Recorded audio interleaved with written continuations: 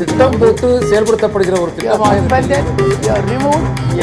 சூழலை உருவாக்குவதற்காக முடிவெடுப்பது என்று வரும்போது ஆட்சி பல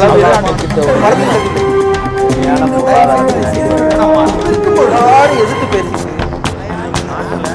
வணக்கம். நேர்பட பேசு நிகழ்ச்சிக்கு உங்களை அன்போடு வரவேற்கிறோம். நரேந்திர மோடி அரசு அமைந்து 6 மாதங்கள் ஆகின்றன. திமுக பொருளாளர் மு க ஸ்டாலின் மோடி அரசு ஒரு முதலாளித்துவ பொருளாதார கொள்கையை செயல்படுத்தக்கூடிய அரசாக மாறிக்கொண்டிருக்கிறது. அந்த பாதையை நோக்கி இந்த அரசு செல்ல தொடங்கியிருக்கிறது. இதனால் ஏழைகள் மிக பெரும் பாதிப்புக்கு ஆளாவார்கள். தொழிலதிபர்களுக்கு ஆதரவாக சலுகைகள் வாரி வழங்கப்படுகின்றன என்கிற ஒரு விமர்சனத்தை முன்வைத்திருந்தார். இந்த விமர்சனத்திற்கு பாரதிய ஜனதா கட்சியின் மூத்த தலைவர்களில் ஒருவரான சுப்பிரமணியன் சுவாமி கடுமையான எதிர் வினாக்களை எழுப்பியிருக்கிறார். முதலாளித்துவம் பற்றி பேசுவதற்கு ஸ்டாலினுக்கு தகுதி இல்லை என்றும், அவர் எந்த பல்கலைக்கழகத்தில் பொருளாதாரம் பயின்றார் என்றும் கேள்வி எழுப்பியிருக்கிறார். ஏழைகளுக்காக திமுகவும் ஸ்டாலினும் செய்தது என்ன என்றும் எதிர்கேள்வி எழுப்பியிருக்கிறார். இந்த விமர்சனமும் எதிர்கேள்விகளும் நமக்கு சில வினாக்களை விவாதிப்பதற்காக கொடுத்திருக்கின்றன. முதலாவதாக, மோடி அரசு ஏழைகளுக்கு எதிரான அரசு, முதலாளிகளுக்கு ஆதரவான அரசு என்ற விமர்சனம் ஏற்றுக்கொள்ளத்தக்கதா? அந்த விமர்சனத்தில் நியாயம் இருக்கிறதா? இரண்டாவதாக, திமுக தன்னுடைய ஆட்சி காலங்களில் முதலாளித்துவத்துக்கு ஆதரவான நடவடிக்கைகளை மேற்கொண்டதில்லையா? மூன்றாவதாக, ஸ்டாலின் முன்வைத்த விமர்சனத்திற்கு நேரடியாக பதிலேதும் கூறாமல் இதை பற்றி பேசுவதற்கு என்ன தகுதி இருக்கிறது என்று கேட்பது ஒரு அரசாங்கத்தினுடைய பொருளாதார கொள்கைகளை விமர்சிப்பதற்கு விமர்சிக்கக்கூடியவர் பொருளாதாரம் பயின்றவராக இருந்தால் மட்டும்தான் விமர்சிக்க முடியுமா? பல்வேறு வினாக்கள் நம் முன்னால் எழுகின்றன. விவாதிக்கலாம். நம்மோடு மூத்த பத்திரிகையாளர் திரு மணி, பாரதிய ஜனதா கட்சியின் மாநில செயலாளர் வழக்கறிஞர் திரு கே டி ராகவன், திமுக கழகத்தின் தலைமை கழக சொற்பொழிவாளர் திரு சேப்பாக்கம் பிரபாகரன், பதிப்பாளர் திரு பத்ரி சேஷாத்ரி. வணக்கம். பொது கேள்வியாக முதல் கேள்வியை வைக்கலாம்.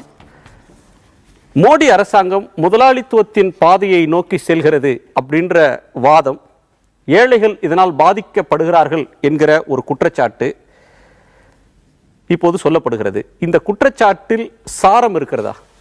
டு லார்ஜ் எக்ஸ்டென்ட் கரெக்ட் தான், அதில் மாற்று கருத்துக்கு இடமில்லை. இன்ஃபேக்ட் இது இப்போ ஸ்டாலின் இப்போ இதை சொல்றாரு.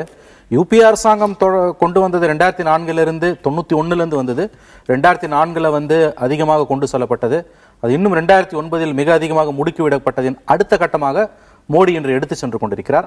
ஆகவே ஸ்டாலின் சொல்லி இருக்கிற அந்த கருத்து சரியான கருத்து தான், அதில் சாரம் இருக்கிறது. ஆனால் அதை சொல்லுவதற்கு திமுகவுக்கு எந்த அளவுக்கு தார்மீக உரிமை இருக்கிறது என்பது அது வேறு விஷயம், விவாதத்துக்குரியது. திரு ராகவன், உங்களுடைய பார்வை? என்னை பொறுத்த வரைக்கும் இது அனைவருக்குமான அரசு. இது ஒரு அரசாங்கம் அனைவருக்குமாக இருக்க வேண்டும். சேட்டலைட் வேணுமா வேணும், சாப்பாடு வேணுமா வேணும். You can not say this or that. Satellite எதுக்கு? மக்கள் ஏழ்மையில இருக்கிறாங்க, சாப்பாட்டுக்கே வழியில சேட்டலைட் எதுக்குன்னு கேட்க கூடாது. திஸ் ஆர் தட் பேச முடியாது. எல்லாமே வருமானத்துல எதுக்கு முன்னுரிமை தரணும்னு வரப்ப என்ன செய்வீங்க? ஒரு விஷயம் புரிஞ்சுக்கோங்க, அதுதான் சொல்றேன். யாருக்குங்கிறது இல்லை. இந்த அரசாங்கம், எந்த அரசாங்கமே, இது மோடி அரசாங்கம் மாத்திரமல்ல, எந்த அரசாங்கமே அனைவருக்காக இருக்க வேண்டும். ஏழ்மையை போக்குவதற்கான ஒரு அரசாங்கமாக இருக்கணும். தொழில் வளர்ச்சியை பெருக்கணும். தொழிலாளர்களுக்கு வேலை கிடைக்கிறதுக்கு ஏற்பாடு பண்ணணும். அது வேணும்னா தொழில் வளர்ச்சி தேவை. சோ இது இன்க்ளூசிவா தான் இருக்கணுமே தவிர எந்த அரசாங்கமும் அப்படிப்பட்ட அரசாங்கம் தான் மோடி அரசாங்கம். அதுக்கு பல உதாரணம் சொல்ல முடியும். சோ இது ஏழைகளுக்கு எதிரானது, முதலாளிகளுக்கு கண்டிப்பாக அனைவருக்குமான ஒரு அரசாங்கம் மோடியோடைய அரசாங்கம். திரு சேப்பாக்கம், எந்த அடிப்படையில் இந்த குற்றச்சாட்டை திமுக முன்வைக்கிறது? இதற்கு முன்னால் இருந்த காங்கிரஸ் அரசு, இது போன்ற காங்கிரஸ் திமுக கூட்டணி அரசு இந்த விஷயத்தை பின்பற்றலையா?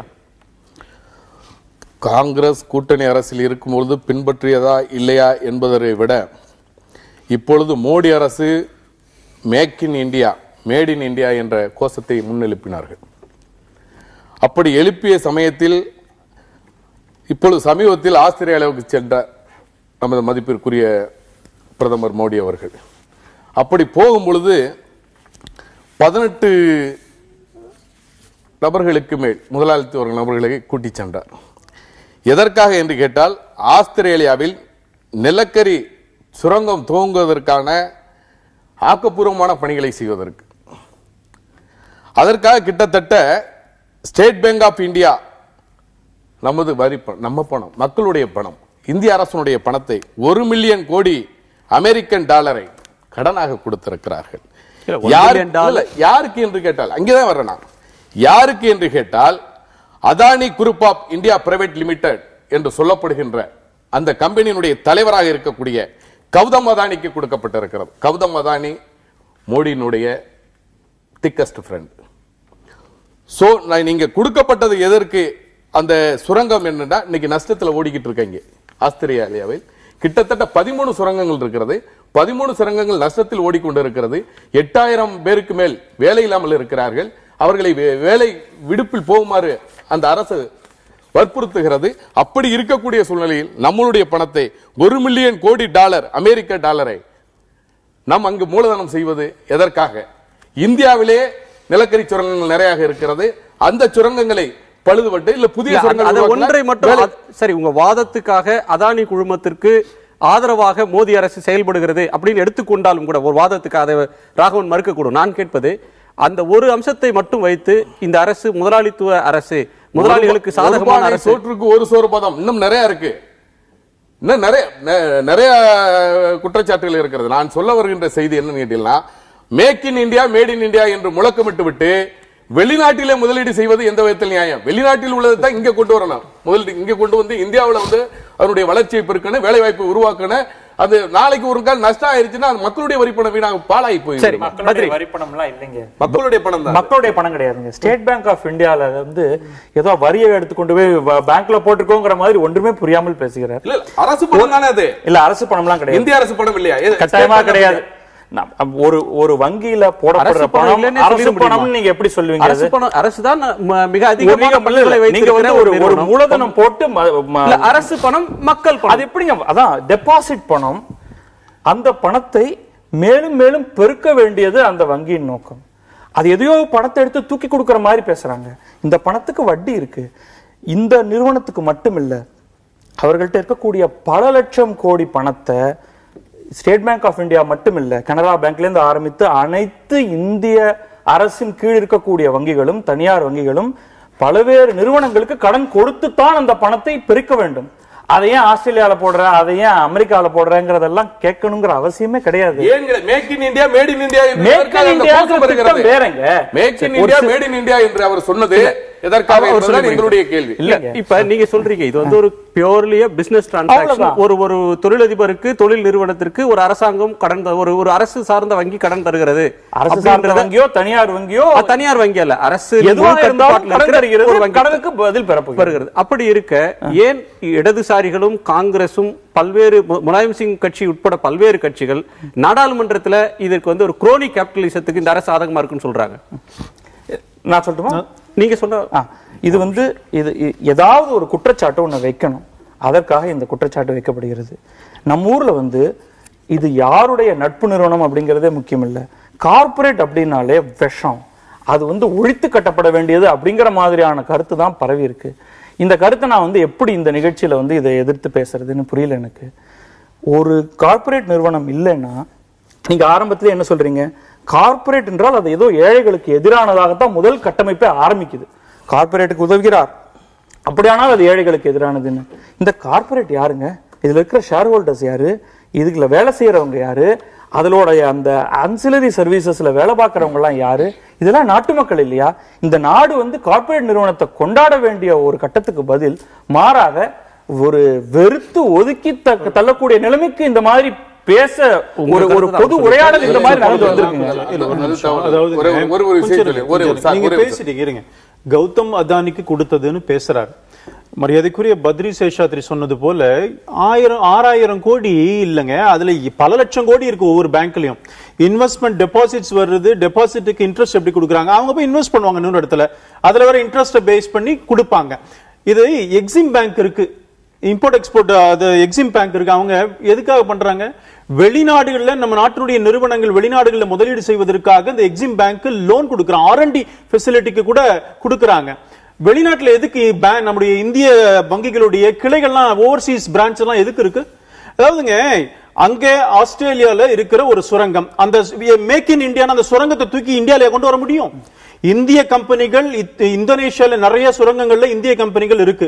டாடா கம்பெனி எத்தனையோ வெளிநாடுகளில் நம்ம இந்திய நாட்டினுடைய கம்பெனிகள் வெளிநாடுகளில் தொழில் வச்சிருக்காங்க.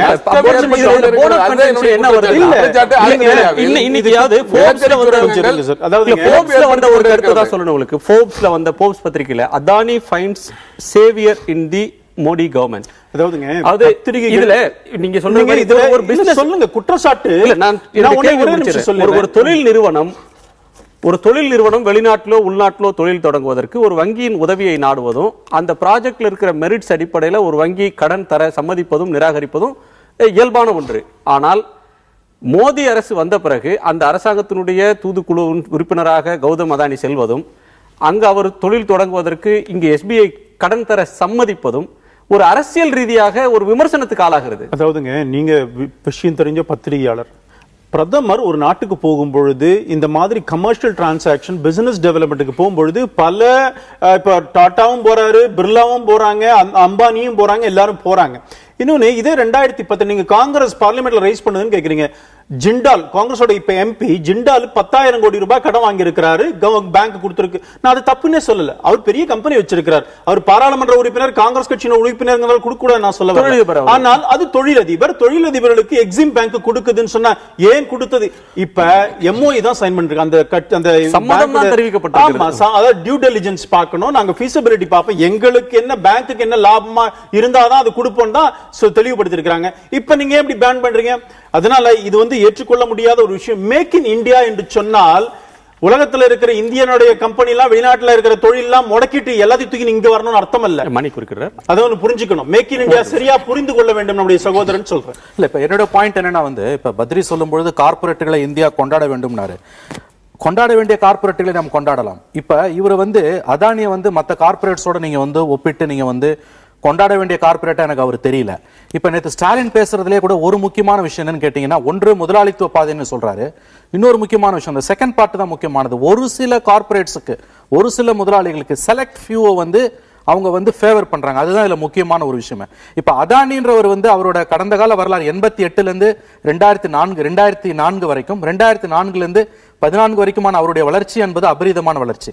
இன்னொரு முக்கியமான விஷயம், இந்த அதானி குழுமத்திற்கான இந்த லோனை வந்து 5 வெளிநாட்டு வங்கிகள் தர மறுத்திருக்கின்றன.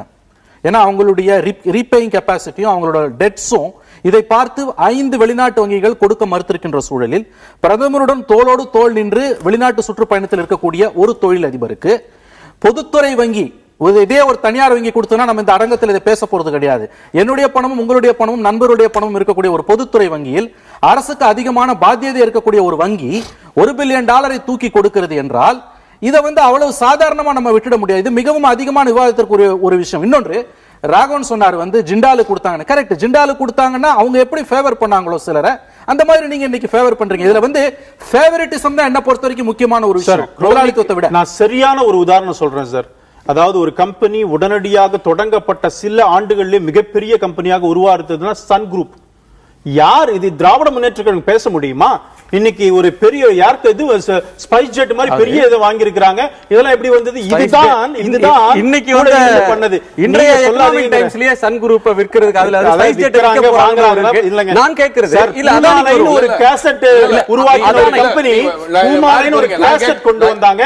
இன்னைக்கு இவ்வளவு பெரிய மைட்டி எம்பர் ஆயிருக்கு. எம்பர் ஆயிருக்கு யார் காரணம்? இல்ல, வாஜ்பாய் அரசுல முரசொலி மாறன் அமைச்சராக இருக்கும்போது அந்த அரசாங்கத்திலிருந்து அதுக்கு சில அனுகூலங்கள் கூட கிடைத்திருக்கலாம். இப்ப என்னுடைய கேள்வி, நீங்க சொல்ற குற்றச்சாட்டு சொல்றேன், மோடி முதலமைச்சராக இருந்த குஜராத்ல தான் அதோடு சேர்ந்து அவர் என்றைக்கு முதலமைச்சர் ஆனாரோ அதிலிருந்து அதானியோட வளர்ச்சி அதிகரிக்கிறது. அவர் பிரதமர் வேட்பாளராக அறிவித்த நாளிலிருந்து கடந்த 10 மாதங்களில் 12 மாதங்களில் அதானியோட ஷேர் 85% உயர்கிறது. இது வந்து மார்க்கெட்ல மற்ற கம்பெனிகளுக்கு கிடைக்காத ஒரு ஏறுமுகம் இதில் கிடைக்கிறப்ப இந்த விமர்சனம் எழுறதை எப்படி பாருங்க? விமர்சனங்கள் எழுங்க, பட் இந்த அரசாங்கம் கார்ப்பரேட் நீங்க அப்படி பார்த்தா இப்ப இன்னும் கூட விவாதத்தை சுருக்குறீங்க. அதானிக்கு மாத்திரமா இந்த அரசாங்கம்ங்கற மாதிரி பேசுறீங்க. நீங்க விவாதத்தை பெருக்கணும், நம்ம வந்து ஒரு விரிந்த தளத்துல பேசணும். இல்ல, அவர் பேசினதால ஒரு செய்தி மட்டும் அவர் பதில் சொல்லி முடிக்கட்டும். நான் உங்களுக்கு இதே அதானி ஸ்டாக் இந்த ஏறினதற்கு முன்னாடி எவ்வளவு படு பயங்கரமாக கீழே இறக்கப்பட்டதுங்கிறதையும் பார்க்கணும். ஒட்டுமொத்தமாக நீங்க சேர்த்துதான் அதை பார்க்கணும். அப்ப மார்க்கெட் சென்டிமெண்ட்ஸ் எப்படி ஒர்க் ஆகுது அப்படிங்கிறது என்னன்னா, இவருடைய நிறுவனங்களுடைய வெறும் ஃபண்டமெண்டல்ஸை மட்டும் பார்த்து யாரும் இன்வெஸ்ட் பண்றது இல்லை. அன்பார்ச்சுனேட்லி ஃபண்டமெண்டல்ஸ் படி இவர் வந்து ஒரு ப்ராஃபிட் மேக்கிங் கம்பெனி தான் வச்சிருக்காரு. ஆனா அதற்கு முன்னாடி இவருக்கு வந்து இவருடைய growth பெருசாக இருக்காதோ அப்படிங்கிற ஒரு ஹேஷத்துல அதை கீழே இருக்கிறாங்க. இல்ல நரேந்திர மோடியோட ஸ்டாக் மேல வருது, அப்ப இவருக்கு நன்மை கிடைக்கும்னு மக்களாவே அசியூம் பண்ணிட்டு ஸ்டாக்கை மேலே ஏத்துறாங்க. ஆக்சுவலா உண்மையில் நீங்க கேட்க வேண்டியது ரெண்டு கேள்விதான். அதானிக்கு ஸ்பெஷல் ஃபேவர் கிடைக்குதுன்னு யாராவது இண்டஸ்ட்ரியலிஸ்ட் அவருக்கு, அதாவது அதே இண்டஸ்ட்ரியில இந்த எனர்ஜி செக்டர்ல பவர் ப்ரொடக்ஷன் செக்டர்ல இருக்கிற யாராவது குற்றம் சொல்லியிருக்காங்களா? இல்ல அப்படின்னு தான் எனக்கு தோணுது. ஒண்ணு. ரெண்டாவது, அவ்வளவு எளிதா தொழிலதிபர்கள் கட்டாயமா பண்ணலாம் சொல்லி வரலாறு இருக்கு. அவர் 6 மாதத்துக்குள்ள ஒரு அரசாங்கத்துக்கு நெருக்கமான ஒரு தொழிலதிபர் அறியப்படுற ஒருவர் மீது நீங்க ஒரு மற்ற தொழிலதிபர் குற்றமே சாட்ட வேண்டாம். முதல்ல வந்து ஆஸ்திரேலியால நான் வாங்குகிறேன் மின்சாரத்தை இல்ல எங்களால அதனால பாதிப்புன்னு சொன்னா கூட சிஐஏ வந்து பதுங்கி பம்மி வார்த்தைகளை மென்று முழுங்கி விமர்சனம் சொல்றதான் பார்க்கிறோம். இல்ல இத பல நீங்க நினைக்கிற அளவுக்கு வெளிப்படையாக தைரியமா சொல்வாங்க. நீங்க எப்படி எதிர்பார்க்கறீங்க தெரியல. சொல்றேன், அதாவது ஆஸ்திரேலியால நிலக்கரி சுரங்கத்தை வாங்க நான் தயாராக இருந்தேன். எனக்கு எந்த ஃபேவரும் பண்ணாம அதானிக்கு மட்டுமே ஃபேவர் பண்றார். கட்டாயமாக அதை பத்தி சொல்லலாம். இன்னொன்று, ஏன் வந்து நிலக்கரிக்கு இவ்வளவு முக்கியத்துவம் தரீங்க? வேண்டாம், வேற இந்தியால என்னென்னவோ பண்ணலாம், இதை பண்ணாதீங்க அப்படின்னு ஒரு சில நிறுவனங்கள் சொல்லலாம். யாரும் சொல்லல. ஏன்னா நம்முடைய தேவைகள்ங்கிறது வந்து பலதரப்பட்ட திசைகள்ல இருக்கணும். ஆஸ்திரேலியாவில் இருக்கக்கூடிய நிலக்கரியும் நமக்கு வேணும், இந்தோனேஷியாவில் இருக்கிற நிலக்கரியும் வேணும், உலகம் முழுக்க இருக்கக்கூடிய இடங்கள்ல எண்ணெய் வளம் வேணும். அந்த எண்ணெய் வளத்துல இன்வெஸ்ட் பண்ணக்கூடிய அளவுக்கு நம்ம கிட்ட நிறுவனங்கள் இல்லை. இன்னைக்கு நிலக்கரி சுரங்கத்துல போடுறதை விட பெரிய நிறுவனங்களை உருவாக்க வேண்டிய அவசியம் உருவாக்கணும். அப்ப அதானின்னு ஒரு நிறுவனம் வருதுன்னா சந்தோஷப்படுறதை விட்டுட்டு நம்ம அதுல வந்து ஒரு தேவையில்லாத சந்தேகங்கள் தான் பட்டுக்கிட்டு இருக்கோமே தவிர என்ன செய்யணுமோ அதை செய்யாம இருக்கும். இது வந்து எனக்கு வந்து இது பாரதிய ஜனதாவோ அல்லது காங்கிரஸோ அல்லது ஈவன் கம்யூனிஸ்ட் ஆட்சியில இருந்தாலுமே அது முக்கியம் இல்லை. மிகப்பெரிய நிறுவனங்களை உருவாக்கி பர்டிகுலர்லி இந்த நேச்சுரல் ரிசோர்சஸ் செக்டர்ல அதிகமாக அனுப்புறதுக்கு நம்ம கவனத்தை செலுத்துவதை விட்டுவிட்டு தேவையில்லாத கான்ட்ரவர்சியை உருவாக்கிட்டு இருக்கோம். அது ஒருபுறம் வந்து ஏழ்மை ஒழியணும், வறுமை கோட்டுக்கு கீழே இருக்கிறவங்க எண்ணிக்கை டிராஸ்டிக்கா குறைக்கணும் அப்படின்ற கோரிக்கையை எவ்வளவு தூரம் அரசு முன்னுரிமை கொடுத்து பார்க்கணுமோ அதே அளவுக்கு பெருந்தொழிலதிபர்களை வளர்த்து விடணும். அதுக்கு ஊக்கமாகவும் உறுதுணையாகவும் இருக்கணும். அதன் மூலமாக மட்டும்தான் தொழிலை வளர்க்க வேண்டும் பேசுங்க. நான் ஒண்ணு கேட்கிறேன். ஒரு நிமிஷம், அவர் பேசாமல் இருக்காரு. நீண்ட நேரம் உங்கள்கிட்ட கேட்க வேண்டியது இருக்கிறது. நீங்க வந்து இன்றைக்கு பாஜக அரசு சில குறிப்பிட்ட தொழிலதிபர்களுக்கு சலுகை காட்டுறாங்க, முதலாளித்துவ பாதையை நோக்கி போகுதுன்றீங்க. கடந்த காலத்தில் தமிழ்நாட்டில் திமுக ஆட்சியில் இருந்த காலத்திலும் சரி, டெல்லியில நீங்க மத்தியில் ஆட்சியில் இருந்த காலத்திலும் சரி, தொழிலதிபர்களுக்கு உங்கள் ஆட்சி சலுகை காட்டவே இல்லை, முதலாளிகளுக்கு சாதகமாக நடந்து கொள்ளவே இல்லைன்னு சொல்ல முடியுமா? நான் அந்த இடத்துக்கே நான் வரல. சலுகை நாங்கள் காமிக்கலைன்றதுக்கு நான் வாதம் பண்ணல. வாதம் பண்ணணும்ல. நான் சொல்ல என்னுடைய குற்றச்சாட்டு முதல் கேளுங்க. நீங்க வந்து அது நஷ்டத்தில் ஓடிக்கொண்டு இருக்கக்கூடிய சுரங்கம், அதானியை விட்டு வாங்க சார். விவாதத்தை வந்து அதானியோட சுருக்கிட வேண்டாம். சரி, வெளிநாட்டில் சுரங்கத்திற்கு முதலீடு பண்ணுவதற்கு மோடி அரசாங்கம் தயாராக இருக்கிறது. இங்கே உள்ள நோக்கியா கம்பெனி மூடப்படுகிறது.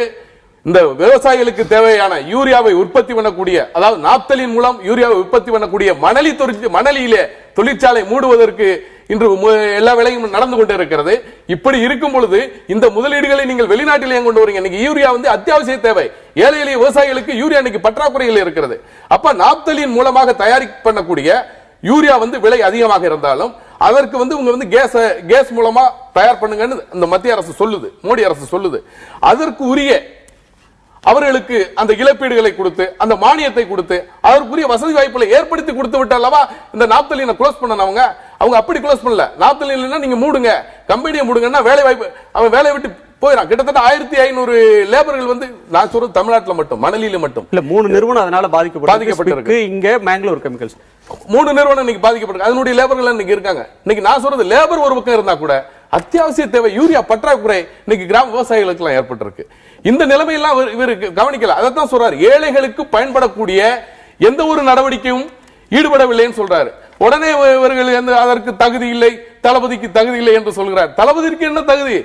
தளபதி சட்டமன்ற உறுப்பினராக துணை முதல்வராக இருந்து எண்ணற்ற பணிகளை செஞ்சிருக்காரு. இன்னைக்கு மேம்பாலங்களை அமைத்து கொடுத்தது யாரு? தளபதி ஆட்சியில் தான். தளபதி இருக்குதான். நில்லுங்க, நான் சொல்றேன், ஏழை எளிய மக்களுக்காக 1 கிலோ அரிசி இன்னைக்கு 1 ரூபாய்க்கு கொடுத்தோம். இன்னைக்கு வந்து பசிப்பட்டினி இல்லாத ஒரு தமிழ்நாட்டை உருவாக்குனது திமுக ஆட்சி. நீங்க சொல்ற மாதிரி வங்கியை தேசிய உடைமையாக்குனதாரு நாங்க தான் பண்ணணும். திராவிட முன்னேற்ற கழக ஆட்சியில் தான் வங்கி தேசியமயமாக்கப்பட்டது.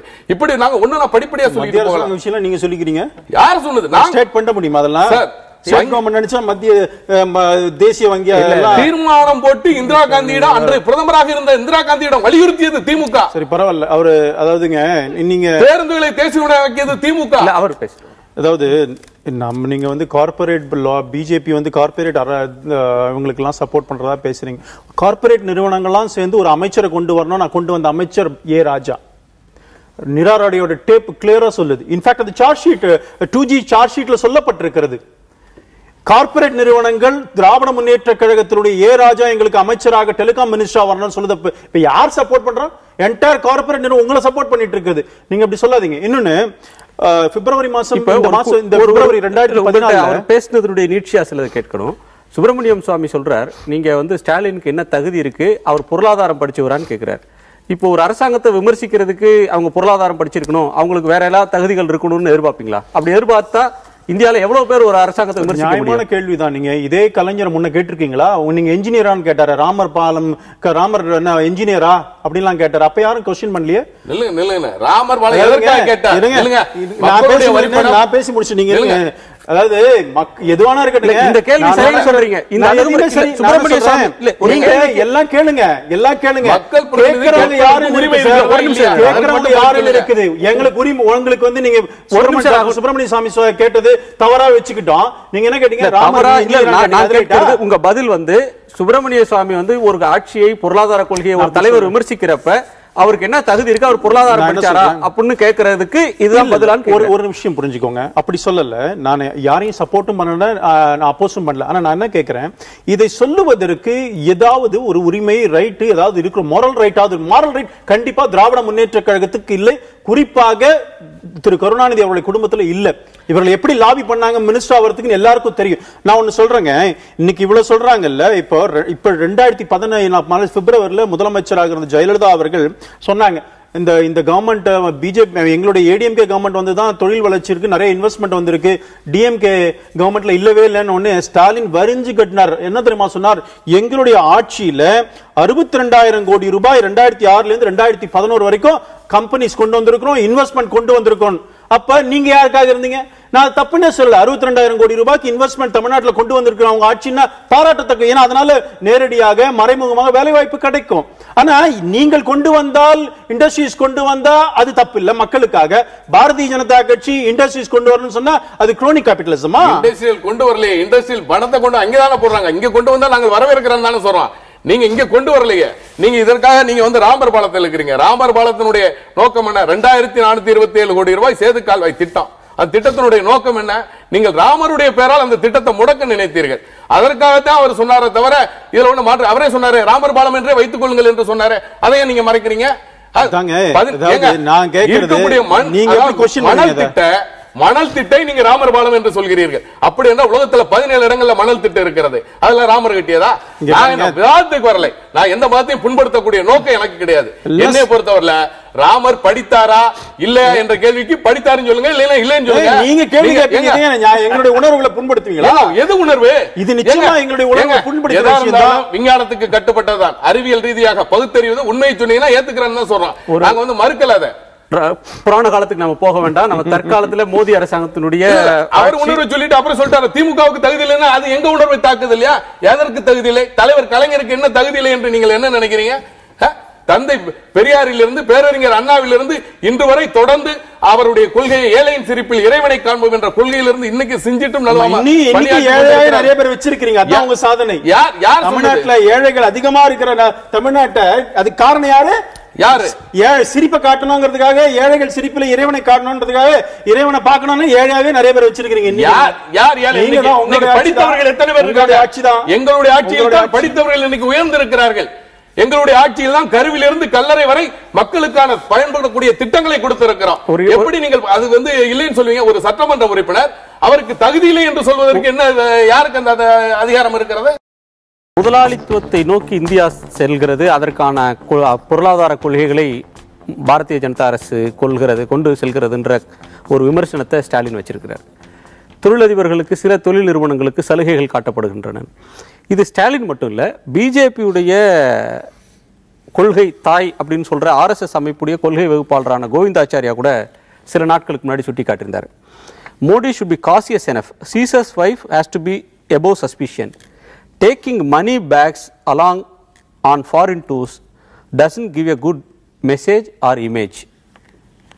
பெரும் தொழிலதிபர்களை தன்னோடு அழைத்து சென்று அவர்களோடு நெருக்கம் காட்டுவது அவருக்கு நல்லதல்லன்ற கருத்தை கோவிந்தாச்சாரியா சொல்றாரு. அதற்கு சுவாமி என்ன சொல்வார்? சுவாமி வந்து கோவிந்தாச்சாரியாவையும் திட்டுவார், வாய்ப்பு கிடைச்சா அவரையும் திட்டுவார். பிகாஸ் இந்த விஷயத்தை நான் எப்படி பார்க்கணும்னு விரும்புகிறேன். நான் வந்து இப்போ ஸ்டாலினுக்கு தகுதி இருக்கான்னு அவர் கேட்டது, உனக்கு தகுதி இருக்கான்னு இவங்க கேட்டது, அது வேண்டாம். அது தனி மனித தாக்குதலில் யார் ஆரம்பிச்சிருந்தாலும் அதுக்குள்ளே நம்ம போக வேணாம். இஷ்யூஸை பேசுறது நல்லா இருக்கும்னு நினைக்கிறேன். இந்திய பொருளாதாரம் வந்து 91க்கு பிறகு ஒரு பெராடிகம் ஷிஃப்ட் வந்துடுச்சு நமக்கு.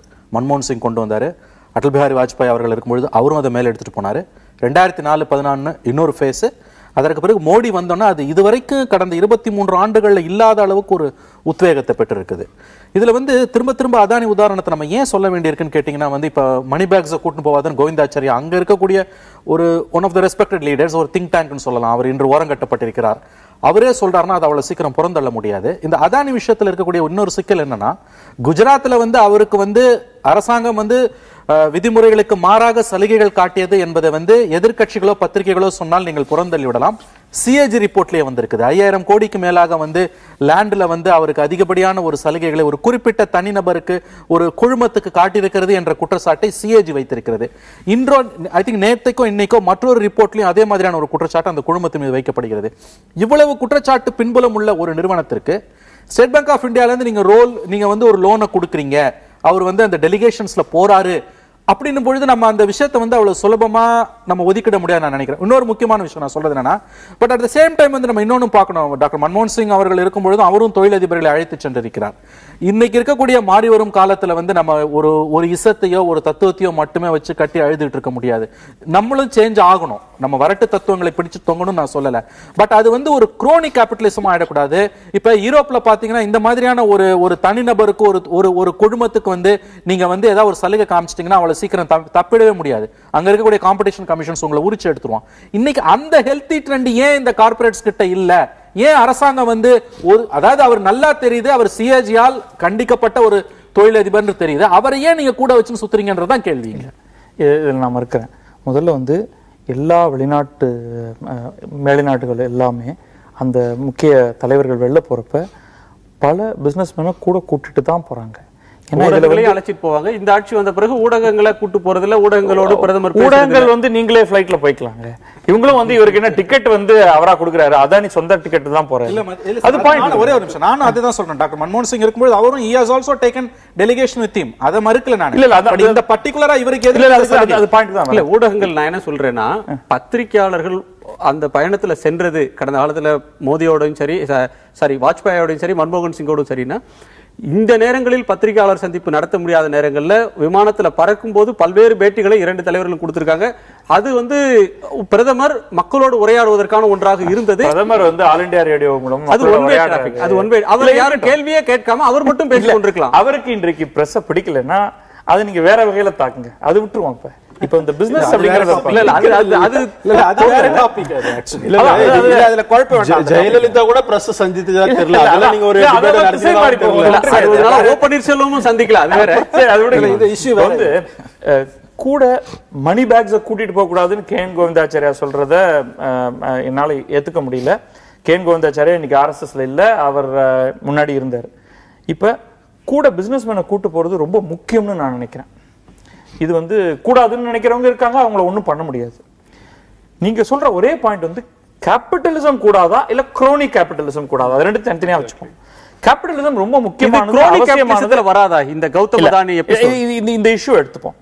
நிச்சயமாக மோடிக்கும் அதானிக்கும் இருக்கிற க்ளோஸ்னஸ் வந்து ஒரு ப்ராப்ளம், பர்செப்ஷன்ல ப்ராப்ளம். ரியாலிட்டியில் அது ப்ராப்ளமா அப்படிங்கறத நம்ம எடுத்து பார்க்கணும்.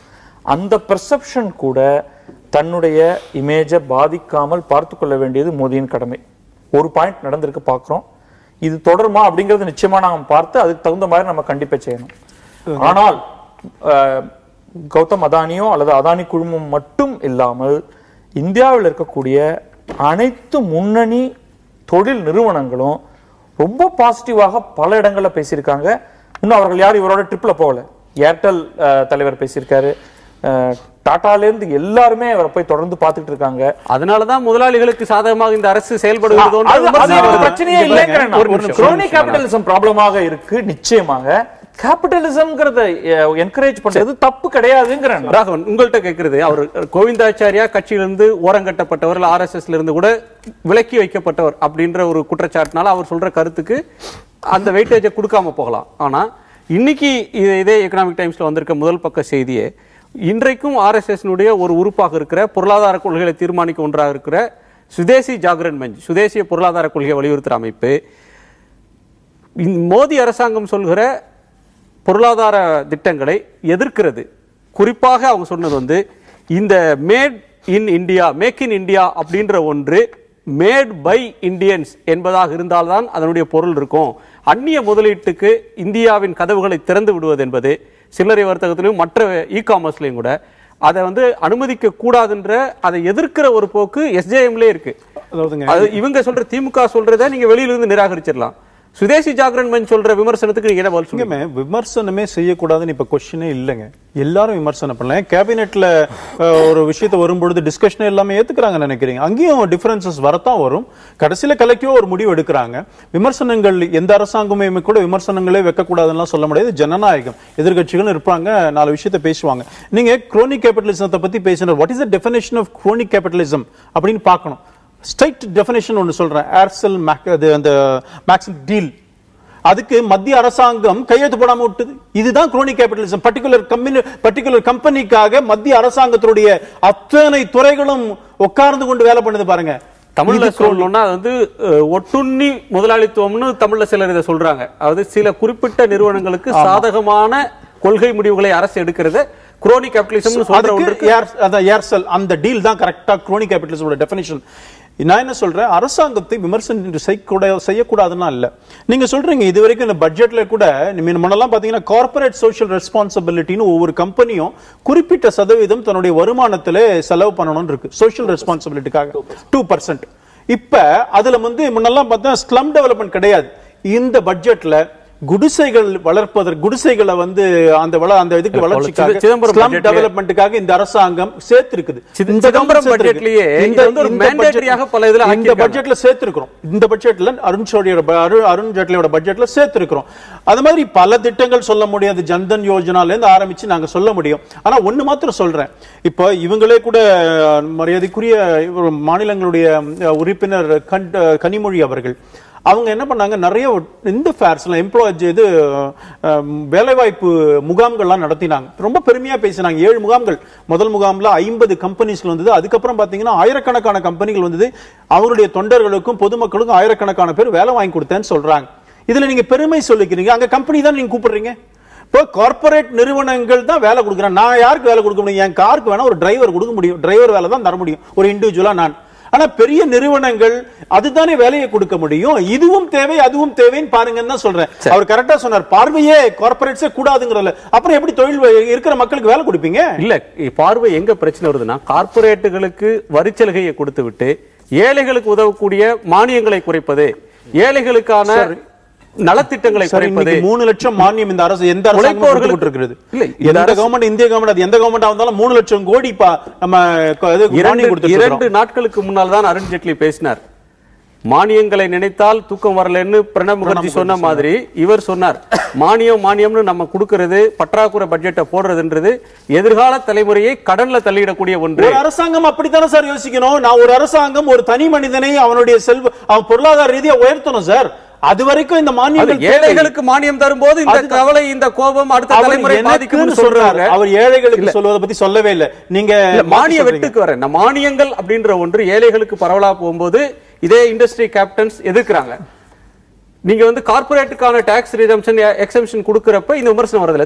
ஒரு விஷயம், நீங்க WTOல இந்த உணவு மானியத்தை எதிர்த்து எல்லா யூரோப்பியன் கண்ட்ரீஸ்லாம் அப்போஸ் பண்ணாங்களே, இந்த இந்திய அரசாங்கம், மோடி அரசாங்கம் தடுத்தது. உணவு மானியம் கொடுத்தே அவன் சொன்னமே. அதனால கார்ப்பரேட் நிறுவனங்கள் சொல்லலாம், அரசாங்கம் எதை முடிவு செய்கிறது என்பதை பார்க்க வேண்டும். பிரபாகரன், அந்நிய முதலீட்டுக்கான உச்ச வரம்பை காப்பீட்டு துறையில, பாதுகாப்பு துறையில, ரயில்வேல அதிகரிக்கிற ஒரு திட்டம், உணவு, உரம், பெட்ரோலிய பொருட்கள் மீதான மானியங்களை குறைக்கிறது, தொழிலாளர் சட்டங்களை திருத்துறது, வெளிநாட்டு முதலீட்டாளர்களை ஈர்க்கிறது. இதெல்லாம் வந்து இந்த அரசாங்கம் முன்னுரிமை தரக்கூடிய ஒன்றாக கடந்த 5-6 மாதங்களாக சொல்லி வருது. இதை மட்டுமே வைத்து இந்த அரசாங்கம் முதலாளித்துவ பாதையில போகிறது, ஏழைகளை புறக்கணிக்கிறதுன்னு சொல்ல முடியுமா? அதாவது மக்கள் நலத்திட்டங்களை நிறைவேற்றிவிட்டு இந்த நாட்டினுடைய பொருளாதாரத்தை முன்னேற்ற பாதையில் அழைத்து செல்வதுதான் ஒரு அரசுக்கு அழகு. நீங்க தலைப்பே என்னன்னு கேட்டீங்கன்னா, முதலாளித்துவம் பற்றி ஸ்டாலின் பேசலாமா, அதுதான் தலைப்பே. ஸ்டாலின் பேசலாமா? யார் ஸ்டாலின்? ரஷ்யனுடைய புரட்சியாளன். அவருடைய பேரை இந்த எங்கள் தளபதிக்கு கலைஞர் வைத்தார். அந்த தளபதியை பேசலாமா என்று கேட்கக்கூடிய தகுதி சுப்பிரமணிய சாமிக்கு இருக்கிறதா என்பதுதான் என்னுடைய கேள்வி. இரண்டாவது, சுப்பிரமணிய சாமி ட்விட்டரில் தமிழர்களை பொறுக்கி என்று சொன்னவர். அவருக்கு என்ன யோக்கியதை இருக்கிறது, தளபதிக்கு அந்த தகுதி இருக்கிறதா என்று கேட்பதற்கு அதை நியாயப்படுத்தல. இவங்க 2 பேருமே வந்து விஷயத்துக்குள்ள வந்துட்டாங்க. அவர் யார் விமர்சிக்கிறதுக்கு உரிமை இருக்கு. சுப்பிரமணிய சாமி சொல்றது ஏற்காத ஒரு நிலையில அதான் சொல்ல, அந்த கருத்துக்கு தான் நான் வரேன். எதிர்க்கட்சி என்பது இடிப்பாரில்லா ஏமாறா மன்னன் கெடுப்பாலும் கெடும் என்று வள்ளுவன் சொல்லி இருக்கிறான். இடித்துரைக்கக்கூடிய ஒரு எதிர்க்கட்சி. இன்னைக்கு பாரதிய ஜனதா கட்சியாக இருந்தாலும் சரி, காங்கிரஸ் கட்சியாக இருந்தாலும் சரி, அல்லது இங்க இருக்கக்கூடிய அதிமுக கட்சியாக இருந்தாலும் சரி, அதற்கு அதனுடைய ஆட்சியை அதை கூறு போட்டு அதனுடைய நிலைகளை பகுத்து ஆராய்ந்து அதனுடைய தவறு இருந்தால் திருத்த வேண்டியது எதிர்க்கட்சியினுடைய கடமை. அப்படி இருக்கும் பொழுது திரு வைகோ அவர்கள் சொன்னதற்கு ஹெச் ராஜா சொல்கிறார், நடமாட விட மாட்டேன் என்று சொல்கிறார். இல்ல, நம்ம திரிணாமுல் காங்கிரசுக்கு அமித்ஷா அவர்கள் இந்த ஆட்சியை ஒழிப்பேன் என்று சொல்கிறார். நான் என்ன சொல்கிறேன் என்றால், எதிர்க்கட்சிகளை அவருடைய கருத்துக்களை நீங்கள் ஆமோதிங்கள், அதில் தவறு இருந்தால் திருத்திக் கொள்ளுங்கள். நாட்டு மக்களுக்கு நல்லது எதுவும் அதை செய்வதை நீங்கள் செய்தால் நாங்கள் அதை ஆதரிக்கிறோம். அதுல வந்து மாற்று கருத்து கிடையாது. இப்ப மோடி அரசை நாங்க வந்து நேற்று மோடி அரசு ஒரு அந்த அம்மா பேர் என்ன, ராணியின் அந்த ஸ்மிதா ராணி ஒரு கருத்தை சொன்னார்கள். ஸ்மிருதி ராணி ஒரு கருத்தை சொன்னார்கள். திருவள்ளுவர் அந்த பிறந்த நாள் நாங்க வந்து எல்லாம் இந்தியா பூரா கொண்டாடுறோம். தலைவர் கலைஞர் என்ன சொன்னார்? மோடி அரசுக்கு வாழ்த்து சொன்னார். அவை நல்லவைகளை நாங்கள் ஆதரிக்கிறோம். ஆக தவறு வரும்போது அதை சுட்டி காட்டுகிறோம். சுட்டி காட்டும் பொழுது அந்த தவறை நீங்கள் திருத்திக் கொள்ள வேண்டுமே தவிர, தவறு சொன்னவனே நீ யார் என்று கேட்பது ஜனநாயகத்தில் தவறான ஒரு செயல். ஜனநாயகத்துல எல்லாருக்கும் கருத்து சொல்வதற்கு உரிமை இருக்கு. ஒரே ஒரு சின்ன பிரச்சனை என்னன்னா, பொருளாதாரம் தொடர்பான பல விஷயங்கள்ல இப்ப இந்த முக்கியமா இந்த அதானி விஷயத்திலிருந்து ஆரம்பிச்சு இங்க மிஸ்இன்ஃபர்மேஷன், ஒண்ணுமே புரிந்து கொள்ளாதவர்கள் நிறைய உளறுவதனாலதான் இந்த கேள்வி கேட்க வேண்டியிருக்கு. நீங்க அடிப்படை பொருளாதாரத்தை படிச்சிருக்கீங்களா? இப்ப இந்த மேக் இன் இந்தியா வச்சுக்கிட்டு மேக் இன் ஆஸ்திரேலியான்னு இந்த வார்த்தை விளையாட்டுல போல ஒரு அபத்தம் எதுவும் கிடையாது. அதைத்தான் வந்து பேஸ்புக்ல இருந்து அது போறப்பதான் நீங்க இந்த கேள்வி கேட்கணும். ஒரு நம்மளுடைய நேச்சுரல் ரிசோர்சஸ் அத்தனையுமே, உங்களுடைய பெட்ரோலியம் எங்கேருந்து மோடி பொருளாதாரத்தை பத்தி பேசினாருன்னா அவர் புரிஞ்சுக்கிட்டு தான் பேசுறாரா? ஹார்வர்ட் எல்லாம் படிச்சுட்டு வரணுங்கிறது இல்ல, ஹார்வர்ட் எல்லாம் படிச்சுட்டு வரணுங்கிறதே கிடையாது. மேட் இன் இந்தியாவை இவங்க தான் தவறா புரிஞ்சுக்கிட்டாங்கன்னு சொல்றீங்களே. சுதேசி ஜாகரன் மஞ்சு மேட் பை இந்தியன்ஸ். சுதேசி ஜாகரன் மஞ்சுக்கு ஆதரவா? எனக்கு அதான் கிடையாது. எல்லாருமே வளர்றாங்கன்னு தான் நான் சொல்லுவேன். ரொம்ப சிம்பிள். எனக்கு என்ன பிரச்சனை? நான் வந்து பிஜேபி காரன் கிடையாது, நான் அதை டிஃபெண்ட் பண்ணுங்கிற அவசியமே எனக்கு கிடையாது. இது ரொம்ப சிம்பிள். இதெல்லாம் எங்க இதோட ஆரிஜின்? இந்த made in Australia, make in Australia, made in India, இது எல்லாமே வந்து சமூக வலைத்தளங்கள்ல உலாவி ஒரு ஷாக்கிங் நியூஸ் யாரோ ஒருத்தர் எழுதுறாரு, வந்து ஆஸ்திரேலியாவில் $1 பில்லியன் முதலீடு செய்து விட்டார்கள். நீங்க உங்களுக்கு வேணுங்கிற ஆயிலுக்கும் கறிக்கும் நீங்க வெளிநாட்டுல போய் தான் முதலீடு செஞ்சாகணும். இவ்வளவு அதிர்ச்சியடைய தேவை அதிர்ச்சியடைய தேவை இருக்கு. இல்ல இல்ல, யாருக்கு கொடுக்குறாங்க? நீ யாருக்கு வேணாலும் கொடுங்க, யாருக்கு யாருக்கு வேணாலும் கொடுங்க. ஒரு நிமிஷம், பத்ரி சார், இப்ப யாரு கொடுக்குறாங்கன்றது முக்கியம். நீ லோன் கொடுக்காதுன்னு யாருமே சொல்லல. 2 கேள்வி நான் கேட்கிறேன் உங்களா. ஒன்று, சிஏஜியால் ஏற்கனவே கண்டிக்கப்பட்ட ஒரு தொழில் நிறுவனம். இரண்டாவது, 5 வெளிநாட்டு வங்கிகள் அந்த நிறுவனத்திற்கு கடன் கொடுக்க மறுத்திருக்கின்றன. இந்த சூழலில் அந்த நிறுவனத்திற்கு $1 பில்லியன் நீங்கள் கொடுக்கிறீர்கள் என்றால் இந்த விமர்சனத்துக்கு என்ன விஷயம் தெரிந்தவர்? இன்னும் கொடுக்கவே இல்லைன்னு நல்லா தெரியும். கொடுத்தீர்கள் பேசக்கூடாது. Due diligence MOU signed due diligence சம்மதத்தை கொடுக்க மாட்டேங்கிறாங்களா? நான் சொல்ல மாட்டேங்கிறாங்களா? இவங்க கொடுக்கணும் இல்ல, நீங்க கொடுக்கறாங்க அப்படிங்கற ஒன்றை வச்சு தானே போய் அங்க வந்து உசரமா வாங்குறாங்க. இது நான் சொல்றேன் ஜிண்டாலுக்கு மாத்திரம் இல்லங்க, நிறைய கம்பெனி இது இருக்கு, நிறைய கம்பெனி லோன் வாங்கி இருக்காங்க. நீங்க வந்து why you are isolated அதானிங்கற நானு உங்களுக்கு நரேந்திர மோடி அதானி அவங்க 2 பேரும் ஃப்ரெண்டா இருக்குது, அதனால அதை டார்கெட் பண்றீங்களா? you are selectively targetingங்கற நானு. இது மாதிரி எத்தனையோ கம்பெனிகள் இருக்கிறது, எத்தனையோ கார்ப்பரேட் கம்பெனி வெளிநாடுகளில் தொழில் தொடங்கி இருக்கிற நம்ம இந்தியன் பேங்க்ஸ் எல்லாம் கொடுத்துட்டு தான் இருக்குது. நீங்க உங்களுக்கு தெரியாதா அது? மோடியின் பொருளாதார கொள்கைகள் ஏழைகளை பாதிக்கும் என்று மு.க. ஸ்டாலின் சொன்ன கருத்து சரியானதா, தவறானதா, உள்நோக்கம் கொண்டதா என்ற கேள்வியை நேயர்கள் முன்னால் வைத்திருந்தோம். சரியானது என்று 66% நேயர்களும், உள்நோக்கமுடையது என்று 17% நேயர்களும், தவறானது என்று 17% நேயர்களும் கருத்து தெரிவித்திருக்கிறார்கள். அந்த நேயர்களுக்கு நன்றி. நண்பர்களே, நேர்பட பேசு என்பது விவாதிக்கக்கூடிய கருத்தாளர்களுக்கு மட்டுமான இடமல்ல. நேயர்களும் தங்கள் கருத்துக்களையும் எண்ணங்களையும் பதிந்து கொள்ளலாம். அதற்காக ஏற்கனவே ஃபேஸ்புக் வாயிலாக நேயர்கள் தங்களுடைய எண்ணத்தை தெரிவிக்கிறார்கள். அதே போல தற்போது வாட்ஸ்அப் ஒரு புதிய எண்ணை வாட்ஸ்அப்பில் வழங்கியிருக்கிறோம். 9003075000 9003075000 என்கிற புதிய எண்ணில், வாட்ஸ்அப் எண்ணில் உங்களுடைய கருத்துக்களை அது நட்பில் இணைத்துக் கொண்டு நாள்தோறும் விவாதம் நடக்கிற நாட்களில் உங்கள் கருத்துக்களையும் வாக்குகளையும் அளிக்கலாம். நாம் விவாதத்தை தொடரலாம். மணி, ஏறத்தாழ 66% பேர் சரியானது அப்படின்னு சொல்றாங்க. ஒரு 6 மாதத்திலேயே ஒரு ஆட்சி இப்படித்தான் போகிறது அப்படின்னு சொல்லி ஒரு ஜட்ஜ்மெண்ட்டுக்கு வந்துட முடியுமா? இல்லை, ஜட்ஜ்மெண்ட்டுக்கு மொத்தமாக வர முடியாட்டியும் ஒரு ப்ராட் பேராமீட்டர்ஸ் நமக்கு தெரியும். அது கிளீனாக தெரியுது. இப்போ வந்து ராகவன் சொல்லும்போது ஏதோ 3 லட்சம் கோடி ஏதோ ஒரு ஃபிகர் சொன்னார். பட் கிளாரிங்காக இருக்கிறது பார்த்தீங்கன்னா 2-3 நாட்களுக்கு முன்னால் அந்த செய்தி வந்து சோஷியல் செக்டாருக்கான ஸ்பெண்டிங் வந்து கிட்டத்தட்ட 17,000-18,000 கோடி வந்து குறைந்திருக்கிறது. சுகாதாரத்திற்கான 11,000 கோடி, ஊரக வளர்ச்சிக்கான 7,000 கோடி தொகை, இவையெல்லாம் வந்து குறைக்கப்பட்டிருக்கின்றன. இதெல்லாம் வந்து ரொம்ப அலார்மிங்கான ஒரு ட்ரெண்டாக இருக்குது. இன்னொன்று வந்து Mahatma Gandhi rural guarantee scheme, அந்த நொரேகா ஸ்கீம்ல வந்து கிட்டத்தட்ட அதை வந்து 200 டிஸ்ட்ரிக்ட்ஸ்க்கு மட்டுமே நாங்கள் வந்து குறைக்க போறோம்னு சொல்றாங்க. ஈவி.கே. செல்லங்கோன் கூட ஒரு நல்ல பாயிண்ட் சொல்லியிருந்தார். தமிழ்நாட்டில் வந்து கிட்டத்தட்ட எவ்வளவு 2,000 கோடி என்னமோ வந்து மத்திய சர்க்கார் வந்து கொடுக்காம அதை தடுத்து நிறுத்துறாங்கன்றாங்க. ஆகவே காங்கிரஸ் கவர்மெண்ட் கொண்டு வந்த அந்த ஊரக வளர்ச்சி வேலைவாய்ப்பு திட்டம், சோஷியல் செக்டார் ஸ்பெண்டிங், இது எல்லாத்தையும் வந்து கடுமையான முறையில் வந்து அதற்கான நிதி ஒதுக்கீடுகளை குறைப்பதற்கான ஒரு காரியத்தில் வந்து மோடி சர்க்கார் வந்து ஈடுபட்டிருப்பது என்பது வந்து வெளிப்படையாகவே நமக்கு தெரிகிறது. ஆகவே இது வந்து ஒரு சாமானியனுக்கும் தெரியக்கூடிய ஒரு சூழலாக இருக்கும் பொழுது, கார்பரேட்ஸ்க்கு இவங்க வந்து வாரி வழங்குறாங்கன்ற ஒரு தோற்றமும் ஒரு செய்தியும் பத்திரிகைகளில் வரும்பொழுது, மறுபடியும் நாம் தொடங்கின இடத்துக்கே வரும்போது அதானி குரூப்ன்ற அந்த விஷயத்துக்கு வரும்பொழுது அது ஒரு சின்ன குறியீடு தான். அது என்ன பொறுத்த வரைக்கும் அது வந்து அப்போ வந்து காமன் மேனுக்குமே வந்து இது தெரியுது. நீங்க வந்து வெளிப்படையாக சோஷியல் செக்டார் ஸ்பெண்டிங்க்கு வந்து குறைக்கும் பொழுது அது என்ன மாதிரியான இந்தியா மாதிரியான தேசத்துல தாக்கத்தை ஏற்படுத்தும். குறிப்பா இந்த நொரேகா ஸ்கீம் நீங்க பாத்தீங்கன்னா வந்து அது ஒரு ஷார்க் அப்சர்வரா நாட்டில் ஒர்க் பண்ணுச்சு. அதுல போய் இவங்க கைய வைக்கிறாங்கன்றது வந்து அது ஏத்துக்கொள்ளக்கூடியதா தெரியல. நமக்கு குற்றச்சாட்டு நொரேகால பல முறைகேடுகள் இருக்கிறதுன்னு பல ஆண்டு காலமாக இது இன்ஃபேக்ட் அதுலயே கூட சிஏஜி ரிப்போர்ட் இருக்குது, எல்லாமே இருக்குது. நான் என்ன சொல்றேங்க, நரேகாவுடைய மெயின் இது என்ன, ஏரி குளத்தை தூர்வாரணும். ஏரி குளத்தை ஒழுங்கா தூர்வாயிருந்தா இந்த இத்தனை ஆண்டு காலத்துல தூர்வாயினா வாட்டர் டேபிள் இன்க்ரீஸ் ஆயிருக்கணும். இன்னைக்கு குடிநீருக்கும் பிரச்சனை இருக்குது, விவசாயத்துக்கும் பிரச்சனை, தண்ணி பிரச்சனை இருக்குது. அப்ப என்னதான் வேலை நடந்ததுங்க?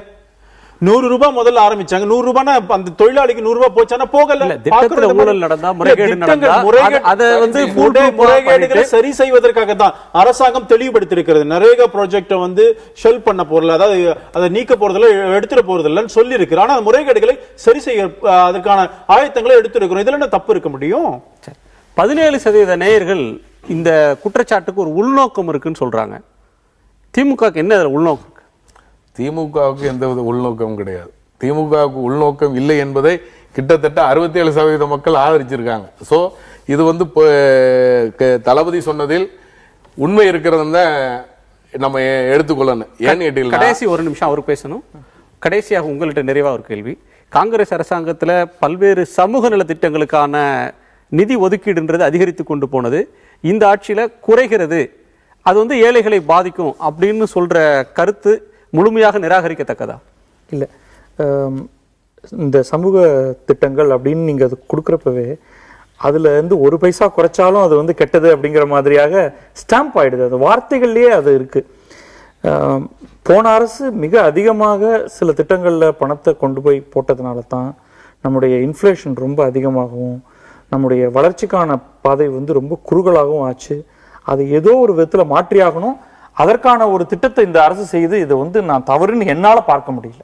நன்றி. உங்கள் நாளுடைய வருகைக்கும் கருத்து பயிருக்கும். நேயர்களை மீண்டும் ஒரு நேர்பட பேசு நிகழ்ச்சியில் சந்திக்கலாம். வணக்கம். திட்டம் போட்டு செயல்படுத்தப்படுகிற ஒரு திட்டமாக சூழலை உருவாக்குவதற்காக விவாதம் முடிவெடுப்பது என்று வரும்போது ஆட்சி பலவீனமான எதிர்த்து பேசிட்டு மக்கள் தங்களுடைய பங்களிப்பை அளிக்க வேண்டும்.